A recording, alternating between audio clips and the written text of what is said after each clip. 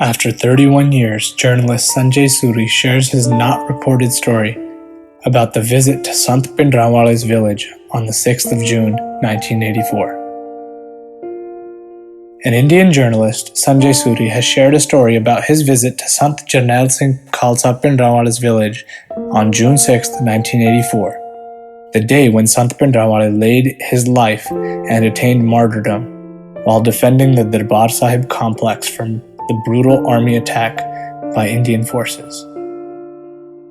An excerpt published by Outlook magazine under the title "The Story I Did Not Report in '84" by Sanjay Suri shares the experience of a journalist who visited the village Rodde in Moga district of Punjab.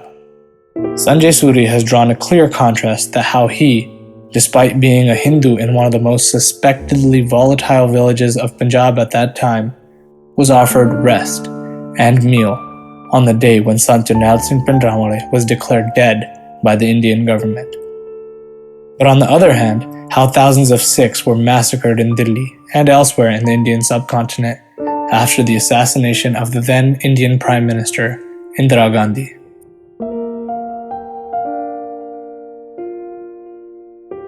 The Story I Did Not Report in 1984 by Sanjay Suri. Getting from Moga to Rodde turned out to be a long haul. I could not find a taxi. The bus services were still jagged. I found a bus that took me to Faridkot. After a longish wait, I found a taxi that took me further towards Rodde. That ride still ended miles away from where I was told Pindrawale's home was. I wasn't stuck for the lack of an address though. Who in that area wouldn't know Pindrawale's house? I just couldn't find anyone to take me there. On that sizzling afternoon in June, not many were around at that small Kasbah, a sort of village town, where the taxi had dropped me. Some people by the roadside told me Pindrawale's house was not far and pointed the way. I began walking. As always, estimates of distance fell far short of the real distance itself. The Indian compulsion to be kind at such times always overrides any approach towards accuracy. I walked for what seemed a long time along the side of a road, confirming with anyone I could that I was headed the right way. Maybe the distance felt longer in that heat than it really was. I was getting close to exhaustion along the way when I found an unexpected lift. A youngish, Sikh chap I asked directions for said he'd take me to Pindrawale's home. He wheeled out his bicycle from under a tree and I hopped aboard on the carrier at the back. He rode on to some track in a field, then onto a small road of sorts. I had no idea where I was going. I asked politely if I should take turns doing the cycling, or that he could stop and let me walk the rest. My guilt rose with every passing minute that he would be sweating away, lugging me as burden through that afternoon heat. He was impatiently dismissive of my polite offerings. It felt like a long ride on the bicycle, allowing again for the certainty that it would always feel longer than it was. And then, suddenly, I saw where we were headed. I heard before I saw. It was the roar of a helicopter. It was circling a spot in the distance above some houses. That would be Pindrawale's house. I didn't need directions anymore. My friend, the cyclist, soon stopped. I thanked him extensively. He responded with near contempt of the profuseness of my thanks, and turned around to cycle back the way he had brought me. I walked on towards the spot the helicopter was circling. As I walked up quite close, I could see the house must lie behind a wall along which I was walking. The helicopter was now overhead and very loud. I remember the moment I turned right at the end of the wall.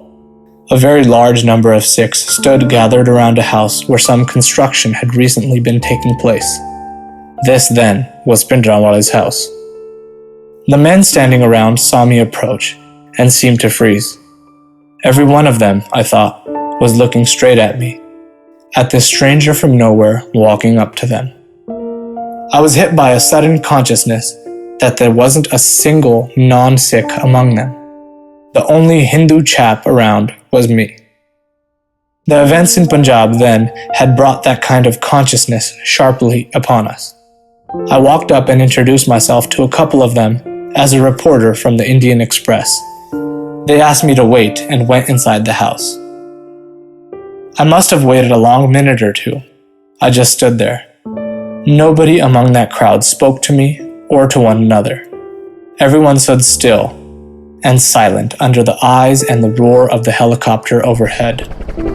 It kept circling round and round, very low.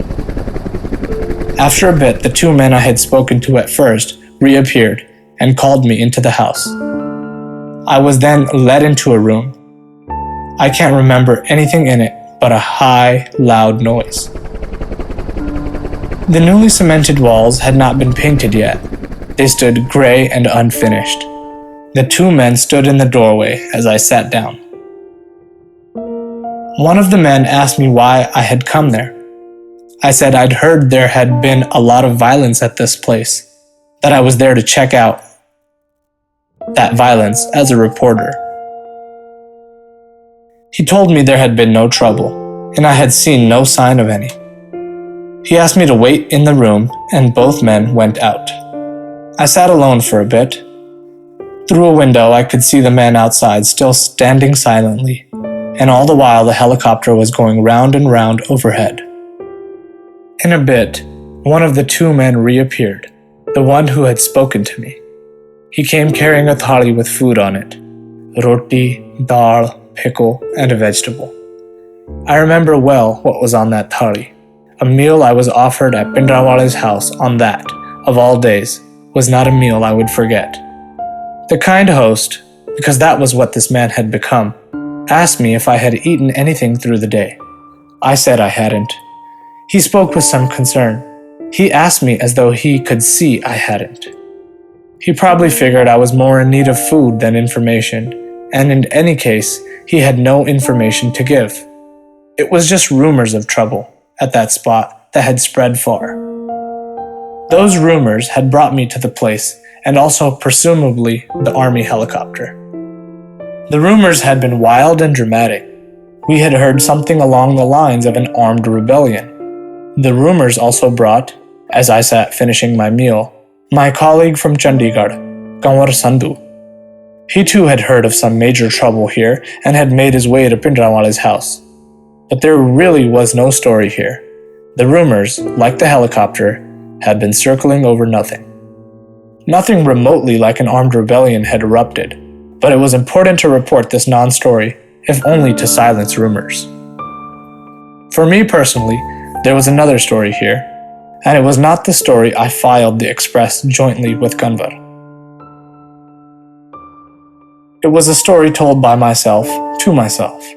The story was that I, as a Hindu stranger, had gone to the house of Pindrawale the day it was declared that he had been killed inside the Golden Temple complex. This Hindu stranger, that was me, had faced no hostility. I was an alien Hindu when suspicions around alien Hindus around Punjab could have been at a peak. But I was offered rest, care, and a meal. That dinner was to me the story. That on that day, Pindrawale's family did not forget the age-old traditions of Punjab of welcoming a stranger, looking after him, and making him feel at home. I haven't drawn romantic conclusions from that dinner, that the hostility was any less than it was, or that Sikhs on those days in June had not been traumatized by Operation Blue Star or the announcement of Pindrawale's death. The Hindus around Pindrawale's house, if any, still were living in the neighborhood, had all vanished.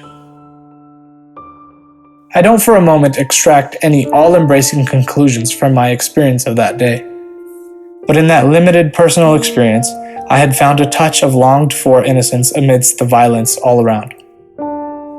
This was not all of the truth, but truth this too was. And no small truth either.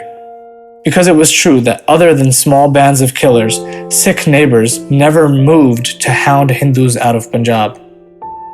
A lot had to be right in Punjab still for me to have found such warmth in Pindrawale's house that day. I found a better Punjab than the headlines in the newspaper I worked for had led me to expect. Maybe it was that touch within Punjab that had kept it sane and together. The goodness and giving I found weren't just mine for that evening. The dinner brought a feeling of faith that rose above the wider political disputes of the day. Oddly, among the experiences I remember most about 1984 was that meal. My gut told me, even if not all of my brain could, that if this was how I could be welcomed at Bhindranwale's house that day, Punjab would be all right. I didn't suggest this as a story for the paper. In the face of collapse all around, who would think of suggesting a story about that dinner? I didn't think of this as a story for the newspaper, not only because newspapers did not take a lot of such stories then. Naively, perhaps, I thought that the extraordinary circumstances of that warmth must remain untainted by any parade of public assertion arising from it. The thought of selling that experience for publication felt like it would be disrespectful of the moment. It was enough that I should carry the meaning of that visit within myself. In any case, there was plenty more to pursue by way of reporting the usual. I had felt the undeclared force of the meaning of that dinner straight away. That meaning was to deepen later that year. I compared my position at Bhindranwale's home with that of Sikhs in Delhi in those days after the assassination of Mrs. Gandhi. I hadn't killed Bhindranwale. That was plain to that crowd of Sikhs around his home that I had walked into. I hadn't launched an attack on the Golden Temple. That was the work of others, even if it was others with a mostly Hindu-like look in line with mine. It's just as true that no Sikh who was killed on the streets of Delhi later that year had killed Indira Gandhi. Only a couple of chaps with some similar identifying features to theirs had. But in Punjab, and in Bhindranwale's home that day, this Hindu-looking stranger, to all appearances like those who had attacked Darbar Sahib and killed Bhindranwale, was cared for and looked after. In Delhi, a shared similarity of appearance between Sikh assassins and other Sikhs had brought death by burning tires around the necks of innocents. In Delhi then, the Sikh look spelt death and brought death. 3,000 Sikhs were killed in just a couple of days. And still, through those days, as through Blue Star earlier, hardly a Hindu was attacked across Punjab. In 1984, I grew proud of Punjab and ashamed of Delhi.